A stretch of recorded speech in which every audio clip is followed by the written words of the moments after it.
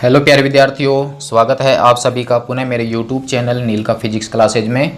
तो हम अध्ययन कर रहे हैं लगातार कक्षा 12th की फिजिक्स में चैप्टर नंबर 1 के न्यूमेरिकल का।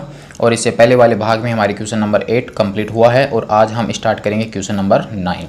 तो देख लेते हैं क्वेश्चन नंबर 9। बिल्कुल आसान है, बस थोड़ी सी लैंग्वेज थोड़ी चेंज है। देखिए क्वेश्चन नंबर 9 कि किसी निकाय में दो आवेश QA बराबर है 2.5 × 10⁻⁻7 कूलाम तथा QB बराबर है -2.5 × 10⁻⁻7 कूलाम। प्यारे विद्यार्थियों, यहाँ पर ध्यान दीजिए, दोनों चार्ज जो हैं उनके मैग्नीट्यूड देखिए समान हैं और उनके नेचर चेंज है, यानी एक पॉजिटिव चार्ज है और एक नेगेटिव चार्ज है। अब यदि हमारे पास ये दोनों चार्ज एक दूसरे से कुछ दूरी पर हैं तो इसका मतलब इन दोनों चार्जों का क्या बन जाएगा कि निकाय, और उस निकाय को हम क्या बोलेंगे, इलेक्ट्रिक डाइपोल। देखते हैं कि इनके बीच में दूरी है अथवा नहीं।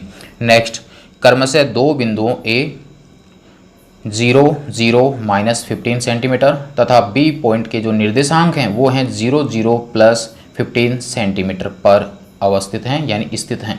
तो निकाय का कुल आवेश तथा वैद्युत द्विध्रुव आघूर्ण क्या होगा। तो यहाँ पर हमारे पास इलेक्ट्रिक डाइपोल ही बन रहा है बिल्कुल, क्योंकि यहाँ पर इलेक्ट्रिक डाइपोल मोमेंट की वैल्यू पूछी गई है। तो हमारे पास जो दोनों चार्ज हैं वो A और B बिंदु पर हैं और A बिंदु के जो कोऑर्डिनेट हैं वो हमारे पास 0, 0, -15 और B बिंदु के कोऑर्डिनेट हैं 0, 0, +15।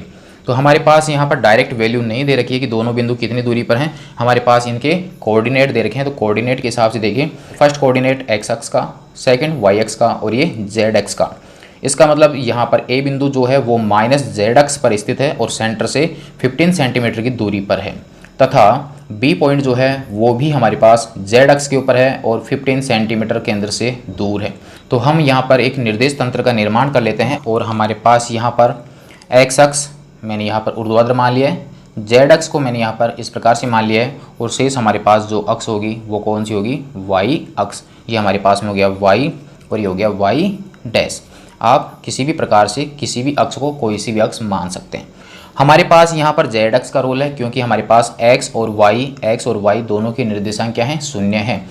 यानी हमारे पास जो आवेश हैं वो x और y पर तो स्थित नहीं है, वो सिर्फ z अक्ष पर स्थित हैं।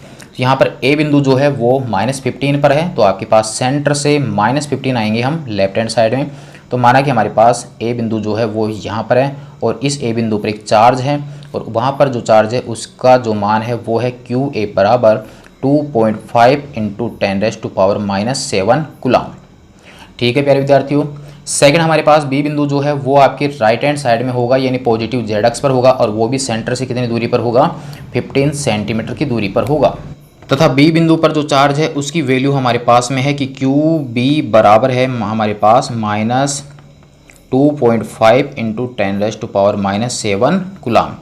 ये आपके पास में माइनस है यहाँ पर। और B बिंदु की जो एक तरह से निर्देशांक हो गए वो हो गए 0, 0, +15 सेंटीमीटर तथा A बिंदु के जो कोऑर्डिनेट हैं वो है 0, 0, -15 सेंटीमीटर।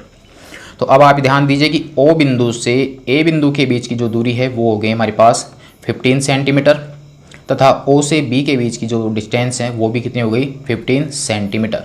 तो A से लेके B के बीच की जो टोटल दूरी होगी वो कितनी हो जाएगी हमारे पास, 30 सेंटीमीटर, क्योंकि हमें तो A और B के बीच की दूरी चाहिए। तो 15 ये वाली हो गई, 15 ये वाली हो गई। इसका मतलब AB जो है वो एक इलेक्ट्रिक डाइपोल हो गया और ये इलेक्ट्रिक डाइपोल का सेंटर हो गया। तो इलेक्ट्रिक डाइपोल के बीच की दूरी कितनी हो गई, 30 सेंटीमीटर।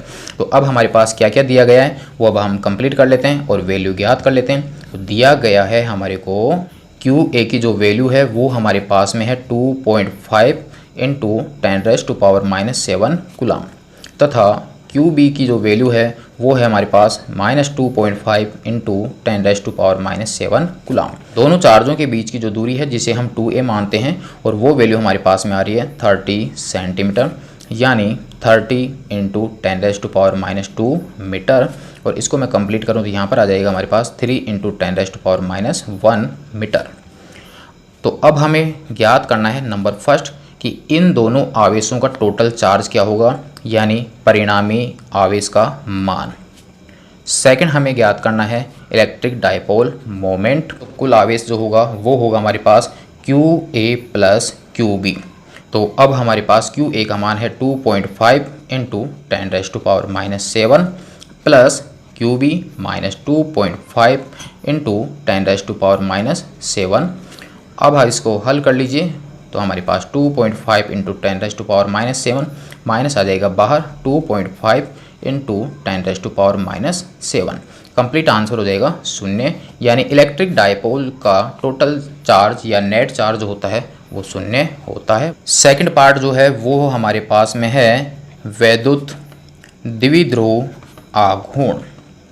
और विद्युत द्विध्रुव आघूर्ण का फॉर्मूला हम जानते हैं कि P इज इक्वल टू किसी एक चार्ज का परिमाण, जो मैं QA ले लेता हूँ, तथा दोनों चार्जों के बीच की दूरी।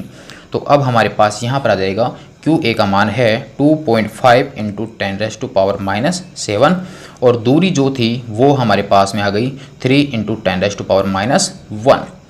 हल कर लीजिए, 2.5 को 3 से मल्टीप्लाई करेंगे तो 7.5 और यहाँ पर हमारे पास में आ जाएगा 10⁻⁸ P is equal to 7.5 into 10⁻⁸ coulomb और मीटर।